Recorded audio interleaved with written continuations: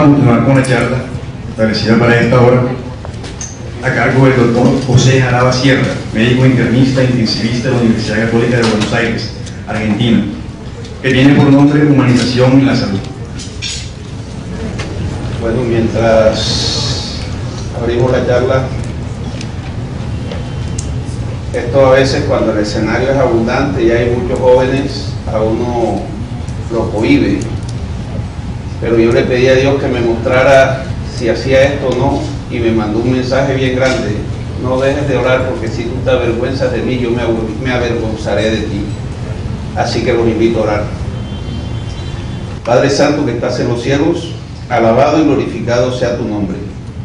Invocamos tu presencia, Padre, Hijo y Espíritu Santo, para que desciendas a este lugar, para que bendigas cada profesional de la salud que aquí se encuentra, Señor, y sus sueños sean cobijados por ti, que seamos instrumentos en tus manos para hacer el bien, y que lo que se diga en este congreso sea enriquecedor tanto para el conferencista como para el personal que está en el escenario, pero que la gloria y la honra sea solo para ti, Señor. Te lo agradecemos en Cristo Jesús. Amén. El tema que vamos a hablar se llama humanización en medicina crítica, en los cuidados intensivos. Y lamentablemente yo siempre digo que no debe hablarse de humanización, porque el ser humano por naturaleza es malo. En el ser humano hay maldad, y bíblicamente lo dice: no hay justo ni siquiera uno. Somos justos cuando nos cubre el manto de gracia de nuestro Señor. Entonces yo por eso diría divinización en la medicina, o poner a Cristo en el escenario médico.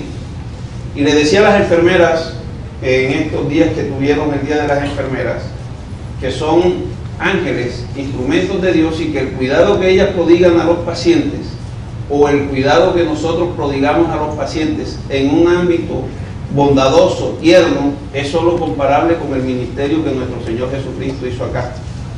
Y es bíblico porque dice: cuando a una de las criaturas más necesitadas y más débiles se lo haces, a mí me lo haces.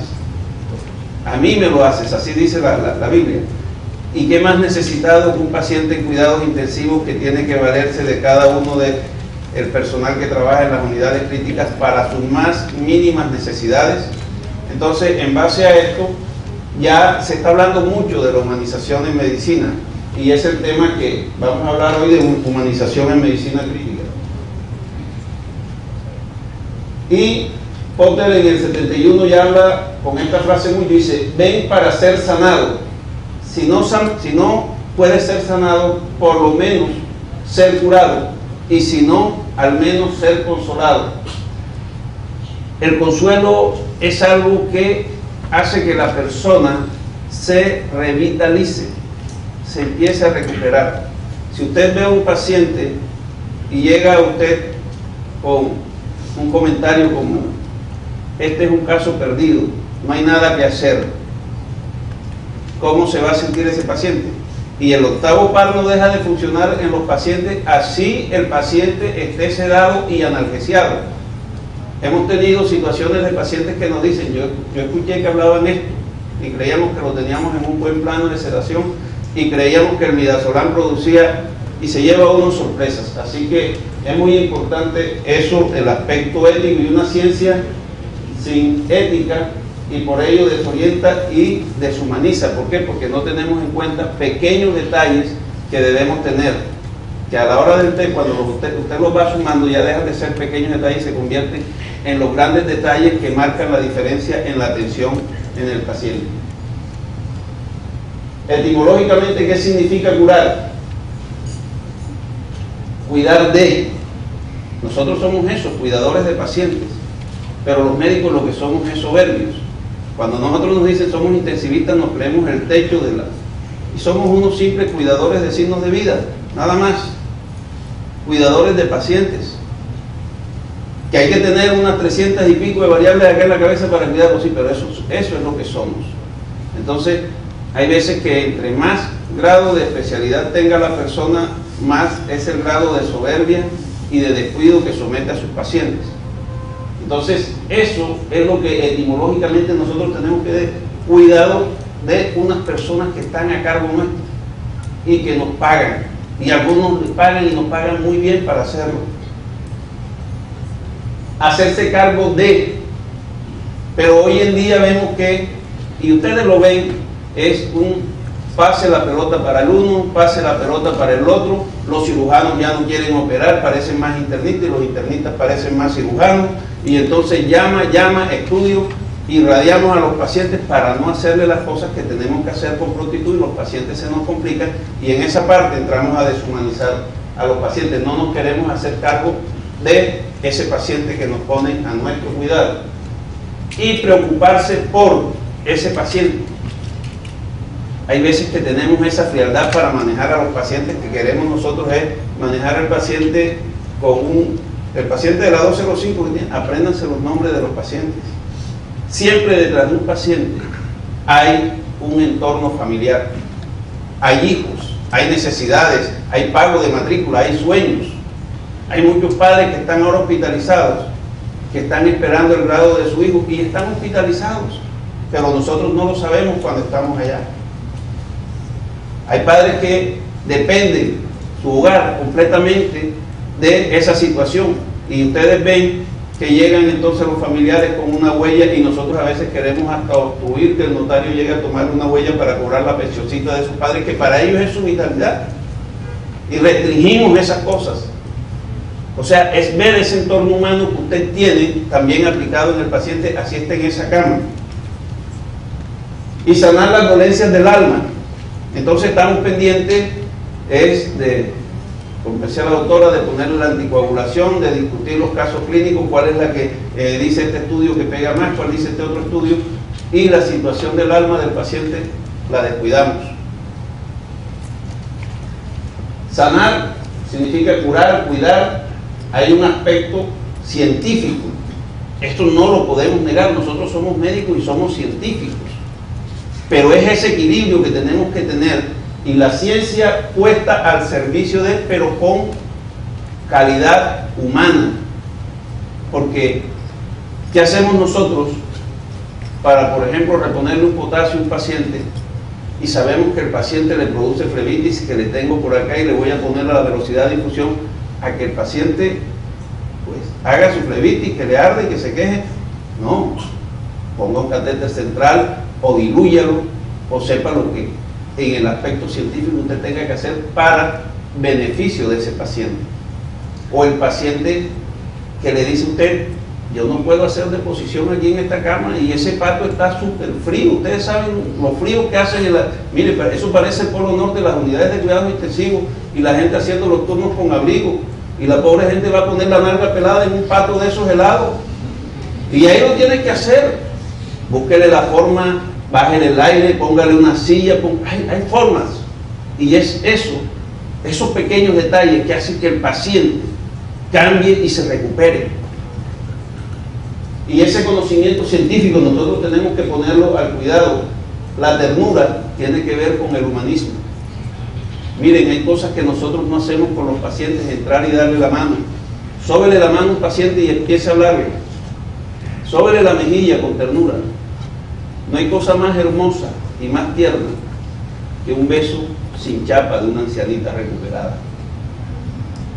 La cambio por cualquier beso de cualquier modelo de 20 años en la mejilla. Esa ternura, esa gratitud, eso es tierno. Siéntanlo, no le tengan asco a su paciente. Eso es humano. Sóbenle la cabeza a la ancianita o al ancianito, hable con ellos. Que sus pacientes lo extrañen, que cuando usted llegue lo esté llamando doctor Jaraba, doctor no sé qué, lo llame. Hagan una amistad con el paciente, y el que más enriquecido sale es uno. Y se ve eso redundante en la recuperación del paciente. Entonces eso es humanismo, ser tierno con el paciente. Y la ética es la dignidad humana, no herir la dignidad del paciente. Entonces todos estos aspectos se interactúan y se va llevando a cabo lo que es la humanización. Y ven que no hemos hablado de medicamentos, todo lo demás se sigue haciendo. De preocuparnos por las personas de las cuales nos hacemos cargo, escuchar, animar, compartir las penas con ellos, Hace 2 días me llegó una paciente con un SB isquémico, y porque venía en un avión de Barranquilla hacia Bogotá, fíjese dónde fallan los científicos, y se le subió la presión, y no sé quién venía ahí, pero se ve que no se leía ni ADN, y le pasó una pastilla antihipertensivo, no sé cuál, sublingual, y la señora se enclavó, hizo un SB y está hospitalizada ahora en cuidados intensivos. Y ella así toda paciente, el cumpleaños de mi mamá. ¿Dónde termina el cumpleaños de la mamá? Y entonces empezar a hablar con ella, hablar con los familiares y la posibilidad de que le traigan a la mamá acá a los cuidados intensivos. Y en ese plan estamos, bueno, el cumpleaños es mañana domingo, es el día domingo, no sé si voy a estar ahí en la unidad, pero si estoy, le hago entrar a la mamá, a la ancianita y a la familia, porque ella venía a eso. Pero además lo aplico en el contexto bíblico, es una hija que venía a honrar a su mamá el día de su cumpleaños, es un 5.º mandamiento.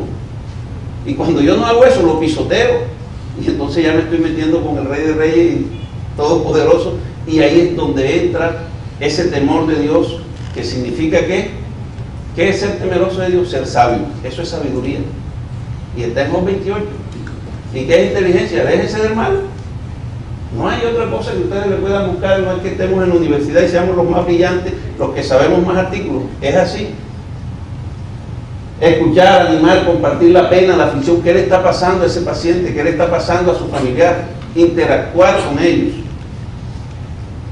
Saber ver en el enfermo una persona que sufre.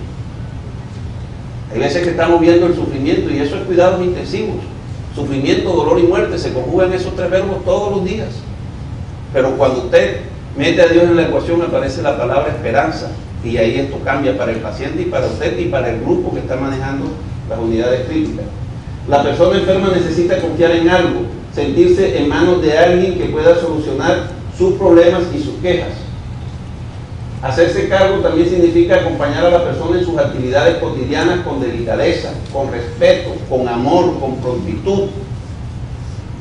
Hay veces que salimos con unas palabras soeces y unas malas palabras delante del paciente y le ponemos unos ejemplos que no están acordes. Hay una ancianita que usted la ve y entonces viene una pregunta: ¿usted fuma marihuana a los 90 años? ¿Cómo es? No, porque usted usa droga. No, ¿sí me entienden a lo que me refiero? Uno debe ser coherente a quien le hace la pregunta. Y la viejita obviamente se va a escandalizar, con esa sola pregunta se le va a subir la presión.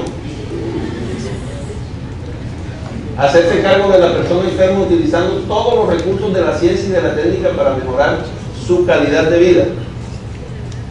Entonces viene la persona y programa el paciente a cirugía. Está agendado y ese paciente debía ir a cirugía ese día en la mañana. Llega usted al día siguiente y el paciente no fue operado. Ah, no, es que está agendado, yo salí de turno y entonces el de la tarde no lo llevó, y empiezan a no hacerse cargo de lo que tenemos que hacernos cargo. Pero a veces es el cirujano, pero el cirujano va a tener que ser presionado por alguien, en este caso el clínico, y uno tiene que asumir, y vaya y camine, no le deje todo al teléfono, vaya y presione. Siempre hay una tecla arriba y una tecla administrativa, y hay una cuestión que se llama oportunidad, donde usted llama, que obligan a ese cirujano a operar y a ser oportuno, a preocuparnos para que se le resuelvan las situaciones al paciente, preocuparse por comprometerse a solucionar los problemas y quejas de los enfermos. La persona enferma necesita confiar en algo y sentirse en manos de alguien. Un enfermo que confía en usted es un enfermo que se va a recuperar y que hace lo que usted le diga, y adquiere la adherencia al tratamiento que usted le diga solamente porque confía en usted. Cada uno de nosotros tenemos... ¿Cuántas personas tiene usted que puede decir confío ciegamente en ella? No más de 5. Pero cuando un paciente, ¿y qué hace usted con esa persona que confía? ¿Qué le deja? ¿Qué le deposita? Entonces la confianza es fundamental en este sentido. Sanar las dolencias del alma, tener una mirada compasiva, amorosa. Hay veces que el paciente nos está hablando y empezamos nosotros. Y una bostezadera, pero el paciente nos habla. O el paciente que está haciendo deposición en una unidad de cuidados intensivos no tiene baño, no tiene, lo primero que hacemos. Herimos susceptibilidades. ¿Y dónde hay humanización en eso? lo primero que le hacen es le quitan la ropa y vamos a revisar el paciente y le quitamos la sábana así delante. No, me permite que la voy a revisar, déjame ver. No se hiera la susceptibilidad del paciente, tiene que ver con esa parte de tener una mirada compasiva, una mirada amorosa, apretar sus manos, abrazarla, lo que les decía ahorita, ofrecer gestos sanadores, escuchar, acompañar, pronunciar palabras de esperanza y responder sus necesidades espirituales. Es de lo que le estoy hablando. Hable de un paciente de Dios, no del aspecto religioso, de Dios. No intente poner su credo sobre el del paciente. Yo no soy católico, soy adventista del séptimo y no me siento avergonzado de eso. Pero yo no le digo a un paciente, usted tiene que ser adventista. A mí me llegó una viejita de 95 años con un virgen y todo en su mano. ¿Yo qué le voy a hablar a los 98 años? Y digo, Señor, eso te encargas tú. Eso no me corresponde a mí. Y me llega el testigo de Jehová, le digo, tiene que transfundirse, pero le respeto su decisión de no hacerlo. Pero el deber mío es informarle. Y ella decide, no, aquí lo tengo, ok, firme aquí, eso lo tenemos que hacer. Pero no que porque yo soy testigo de Jehová y el paciente se quiere transfundir o necesita transfundirse, yo voy a obviar eso porque yo estoy. No, señor, hay que respetar la condición espiritual del paciente. Pero cuando usted al paciente le habla de Dios, la mirada del paciente cambia. La vida del paciente cambia. Cuando yo empecé en este ejercicio, hace unos 4, 5, 6 años, me llegó un paciente, Eduardo, nunca se me olvida, un ex agente de policía con SIDA, y lo bajaron del piso a la unidad de cuidados intensivos. Y lo primero que le vi fue los ojos y ese hombre traía una mirada triste, estaba desolado completamente. Me fui a su cuarto, a su cubículo 218 de la unidad de cuidados intensivos de la Clínica General del Norte, y el séquito de personas que siempre están con uno, la jefe, el médico de planta, y le tomé la mano y se la agarré, y él me miró como con desconfianza, y yo le dije, Eduardo, no temas, Dios está aquí contigo. Dice, doctor, yo soy de lo más malo que ha habido. Dios está contigo. La palabra de Dios dice, donde dos o más hablen de mí, yo estaré. Yo me estoy agarrando de esa promesa, Él está aquí contigo. A pesar de todos mis pecados, a pesar de todos tus pecados, Él vino a buscar pecadores no justos. Y Eduardo, confía en que el Señor en este momento tiene tu caso en tus manos. Y empezamos a hablar, y ese hombre me agarró la mano fuertemente, y su mirada fue cambiando. Y el hombre lloró, me hizo llorar, y ahí no quedó una persona que no llorara. No recuerdo lo que hablamos, pero oramos juntos. Y Eduardo me dio un abrazo y lo dejé con una sonrisa para gloria y honra de Dios. Eso fue casi a las 11:30, casi 1 de la tarde ya para salir. Después de todo lo que hablamos, le hicimos la historia clínica, su manejo, y yo me fui. Al día siguiente regresé. ¿Para qué cubículo iba el doctor Jaraba? Para el 218. Y cuando llegué a las 7 de la mañana, el colchón estaba vacío. Usted sabe cuando la cama, Eduardo había fallecido. ¿Qué marcó la diferencia? Haberle hablado de Dios a Eduardo. ¿Qué pasará? No sé. En el cielo el Señor en la eternidad nos mostrará qué puede pasar. Y así como unas personas salen en un vuelo y se puede encontrar un copiloto loco y no volver, así es la vida de nosotros hoy. Es como neblina que ahora está y luego puede desaparecer. Por eso es que tenemos que empezar, esto es ya. Desde cuando empecemos que nos volvamos a poner la bata, ahí tenemos que cambiar nuestra vida y en nuestra familia también. Nuestros enfermos tienen necesidades de personas competentes. Sí, hay que hacer cosas. Yo no voy a improvisar a una persona. Hay algo que duele mucho, que es la aguja. A mí si alguien me quiere asaltar, que me muestre un alfiler y me asalta. Hazle unos gases arteriales cada 2 horas. Métete la aguja cada 2 horas. Hay que hacerle esto cada tanto. Date la aguja. Hay que considerar que ese paciente le duele. Yo tengo que buscar, y entonces a una que no es competente a poner una vena y le hincan los brazos a los pacientes. Busque quién es la venóloga, quién es la que mejor. Esa, búsquela para que ponga la vena periférica del paciente. Entrenarse. Nuestros enfermos tienen necesidad de personas competentes, pero sobre todo tienen hambre y sed de esperanza. Háblele de Dios a su paciente. Dígale al familiar que le traiga una Biblia. Póngale a leer. Dejen de ponerle tanta champeta, que pongan hasta la emisora donde esté hablando el pastor. Pónganle lo que ellos quieran y respéteselo. Pero que haya un ambiente diferente. Incluso cuando la ciencia y la técnica ya no pueden hacer nada, necesitan acogida, humanidad, corazón y alma. Y está demostrado que la oración disminuye la ansiedad en los pacientes. Ore por los familiares del paciente también.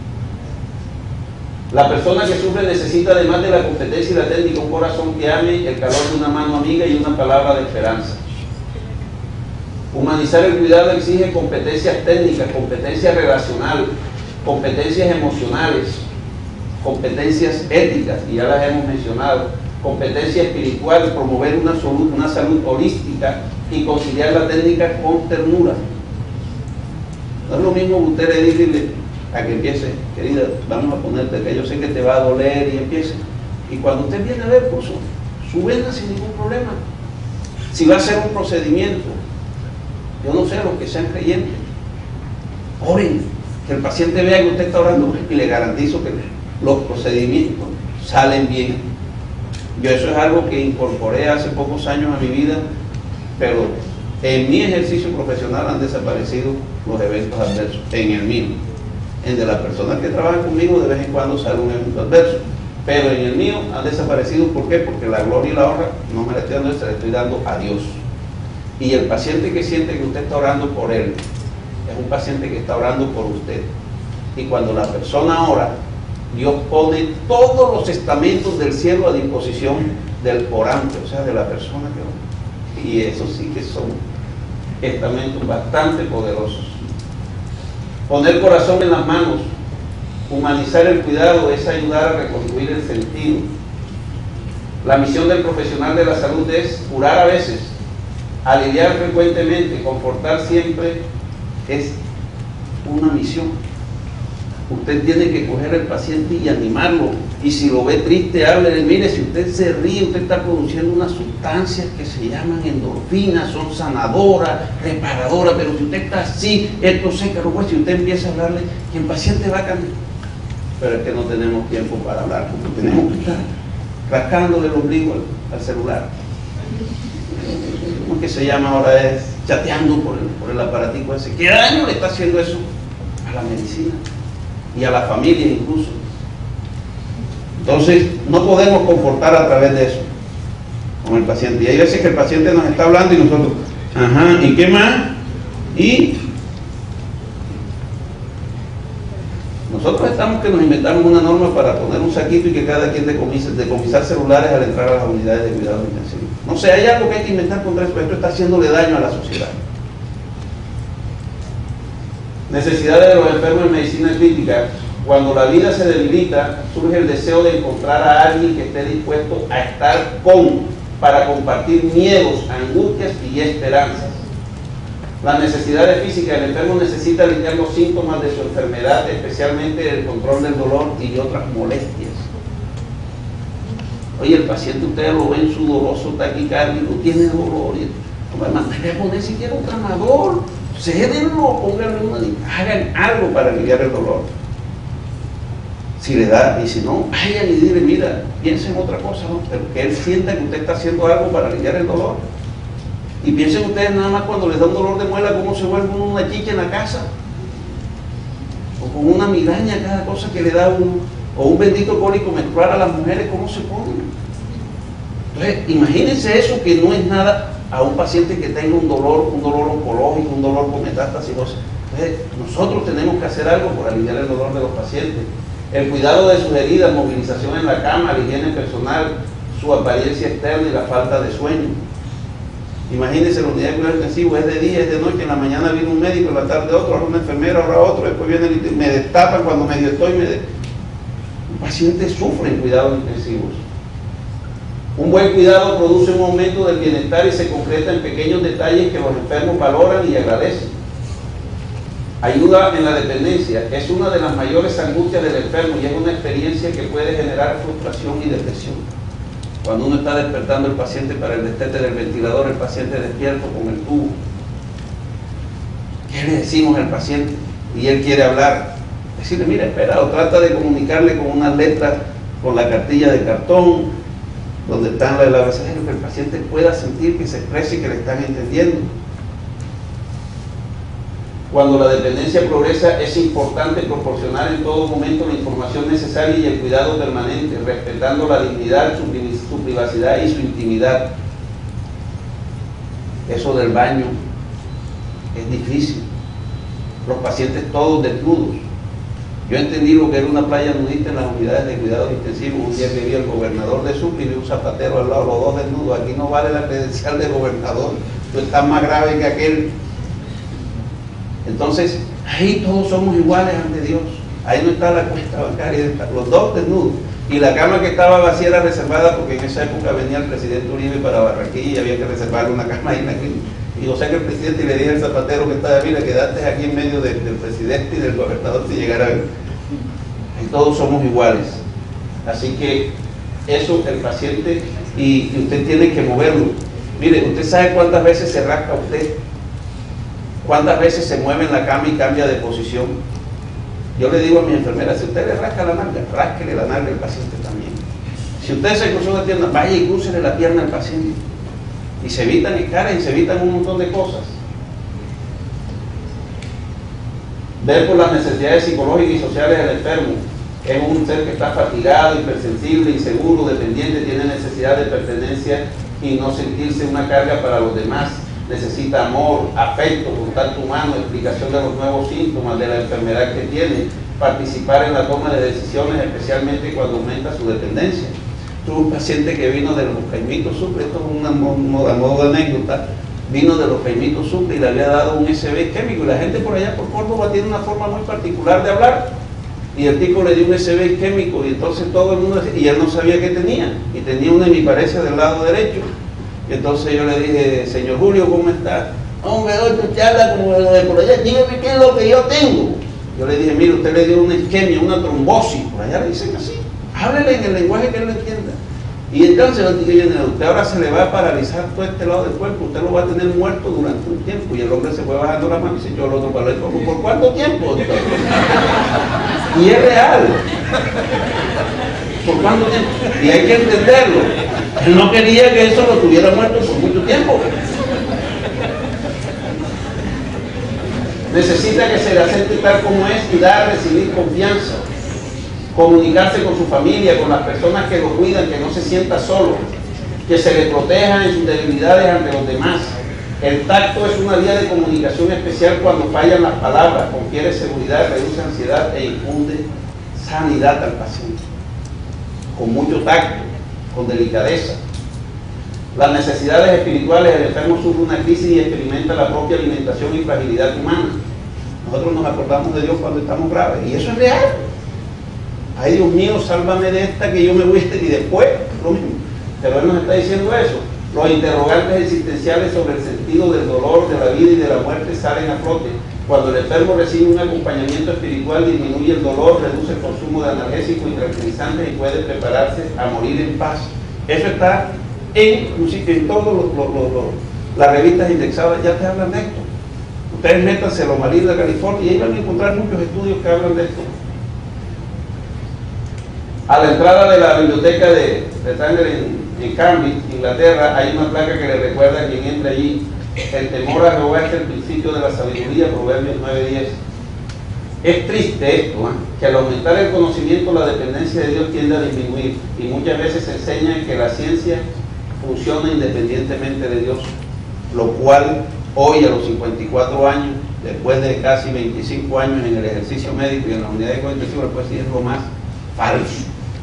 Ahora somos más dependientes de Dios que nunca, y se va a poner peor. Así que busquen de Dios porque no hay otra cosa. Como resultado, la fe es expulsada gradualmente de la mente y los corazones de los maestros y los alumnos. Cuando el educar para la eternidad es de máxima importancia para maestros y alumnos por igual, el aprendizaje es el aprendizaje se convierte en una actividad preciosa e inspiradora. Pongan a Dios en la ecuación en cada cosa que hagan, pero háganlo con sinceridad y vivan esa experiencia maravillosa. Necesidad de rever su vida, encontrar sentido a la existencia, reconciliación, sentirse perdonado, necesidad de trascendencia, creer en una auténtica esperanza y expresar sentimientos y vivencias religiosas. Así que no descuiden una cosa por la otra, porque si yo voy a llegar solo de ciencia y religión y el paciente tengo que hidratarlo, no le digo, no, ahora que tú te hidratas, no, lo que yo tengo que hacer como médico lo tengo que hacer. Pero es ese equilibrio lo que hace que el paciente mejore. La necesidad de despedirse.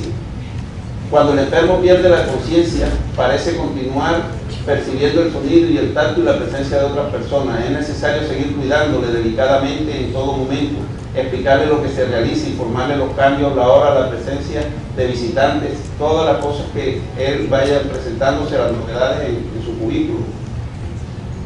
Crear una atmósfera de calor humano, saludar al enfermo, llamarlo por su nombre, olvídense del número de la cama, estrecharle sus manos, presentarse clara y con calidad, de una manera clara y cálidamente, escucharle con atención, responder con palabras, frases, gestos, expresiones faciales o a lo que el enfermo manifieste, si no entiende, y respetar el lenguaje del silencio. Cuando el paciente quiere silencio, también hay que respetárselo. Escuchar los distintos modos de comunicación, la palabra, la mirada, el lenguaje no verbal, la escritura, la seña, la gesticulación, el contacto físico. Cuando las palabras son escasas e imposibles, cuando la pena y la aflicción son demasiado grandes, el contacto físico se convierte en la forma más profunda de expresión y la principal fuente de comunicación para con el paciente. La presencia de los familiares en el cuidado de los enfermos es decisiva y se constituye en el principal soporte para responder a sus necesidades. Facilitar la presencia de familiares, incluyendo a los niños en situaciones muy especiales, si así lo desea el paciente. Y cuando el enfermo esté inconsciente, animarle a que sigan expresando su cariño con las palabras y gestos. Acompañar a la familia en el momento del duelo cuando eso suceda. Tú importas por ser tú importas hasta el último momento y haremos todo lo posible no solo para ayudarte a morir, sino a vivir hasta el final. Es una frase de Sanders. Estos son unos 2 o 3 testimonios que muestro. Ivonne fue una chica, y con permiso de ellos para presentar estos testimonios, una chica de 20 años, abogada, 24 años, y toda su vida con lupus desde la infancia. Su vida fue en el Hospital Universidad del Norte y en muchos hospitales, total que los amigos de ella por lo general eran los residentes y sabían mucho de su enfermedad, pero así se hizo abogada. Nos llegó así y ese día hablamos y nos dijo, yo quiero tomar una foto con ustedes. Al día siguiente ya estaba ventilada y acá preferimos tomarnos la foto a los pies porque no quisimos ver el estado en que ella estaba, muy edematizada. Y teníamos la 4ª foto porque habíamos hecho todo por ella y la 4ª foto era con Ivonne recuperada, pero Ivonne falleció. En ese momento sentimos frustración y el paciente falleció. Y yo no sabía cuál era la 4ª foto. Y la 4ª foto era su mamá, doña Cira, que está acá. Mucho tiempo después estuvimos hablando con ella. La invitamos a la iglesia. Invítenlos a su iglesia. No están diciendo ahora que no, a la iglesia a donde ustedes asistan. Háganlo. O vayan, estudien la palabra de Dios con sus pacientes en la casa. Y eso da buenos resultados. Y ahí está doña Cira, aquí está de pie. Y hoy esa mujer tiene un grupo de oración y es una ganadora de almas para el Señor. Ahí pudimos aliviar su dolor. Ahí está doña Cira, ese día que predicamos en una iglesia. Esta paciente vino de Ciénaga y acá la estuvimos asistiendo y ella estaba con la Biblia y me decía, doctor, venga para que estudiemos la palabra juntos. Después que salió de cuidados intensivos, la operaron de un tumor cerebral y después que salió de cuidados intensivos, vamos a hacer el seguimiento, irlos a visitar a la habitación. No se desconecte del paciente enseguida y sígalos visitando a su casa. Doña Amparo era una paciente de 76 años que estaba en su casa en Manatí, Atlántico, y de pronto viene el agua y en menos de 1 hora su casa quedó completamente bajo del agua y esa crisis le generó un dolor. Ella tiene un antecedente de un cáncer de mama y su mamá, su hija es neuróloga de la Universidad del Rosario, y Amparo ahí estaba muerta. Y llegó la hija y me dijo, doctor, ¿y yo qué hago? Hombre, yo le hablé, le dije la condición de gravedad que tenía la señora. Le dije, yo voy para la iglesia, lo único que te invito esta noche es a orar, mija, si quieres ves. Y vea, al día siguiente, perdón, ¿qué pasó ahí? Se fue. Ahí está, perdón. Aquí está ella con su papá, Alejandro, un señor con un Parkinson que no podía caminar, un Parkinson severo y un montón de cosas graves. Y ellas fueron ahí y creyeron, yo no sé qué oraron. Yo oré por la señora Amparo y por Alejandro y por su familia. Y 2 días después Amparo ya estaba entubada, lo que creíamos que se iba a morir. Y un paciente agradecido, esto no es por... Pero vea, le mandan unos ramos de flores y detalles, todo lo que usted menos imagina. Y después, Dios no vino a buscar personas desocupadas, Dios vino a buscar personas ocupadas que estén dispuestas a trabajar con Él por las almas de los pacientes. Y yo salgo casi a las 8 de la noche después de una jornada pesada, y ese día fuimos con ella, que nos invitó a su casa a estudiar la Biblia, y ahí estuvimos con su esposo y ella leyendo la palabra de Dios, y estudiaron la Biblia. Y en un momento en que fueron a la iglesia y se estuvieron, y ahí están con el pastor de nuestra iglesia, y tomaron la decisión y se bautizaron. Y estos señores hoy están muy bien, ahí están bautizados, y nosotros los hemos ido acompañando, hemos hecho amistad, y están en nuestra casa, le hicimos un mote de queso, y ahí, perdonen la facha, pero los estábamos atendiendo. Y ellos además nos invitaron a su casa después, acá a la finca que se hundió cuando la lluvia, y ahí estuvimos y nos hicieron un sancocho de gallina muy rico, de gallina criolla, y ahí hemos estado con ellos visitándolos, y ellos el sábado pasado nos vimos en la iglesia. Nunca descuiden su familia. Cuando uno está agotado, cuando uno está, que el beso de su esposa, no de la enfermera ni de la secretaria, de su esposo, de su esposa, lo reciba. Porque es que cuando usted se vuelve infiel, entonces ahí hay maldición. Eso le recupera todo el cansancio que usted tenga.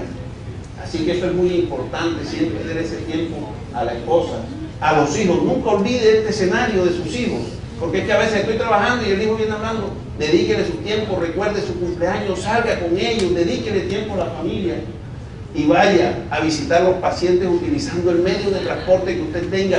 Si tiene que ir en mototaxi, vaya en mototaxi. Si tiene que ir a caballo, vaya a caballo, pero visítelo. Establezca ese lazo con los pacientes y usted será feliz y los pacientes también. Muchas gracias.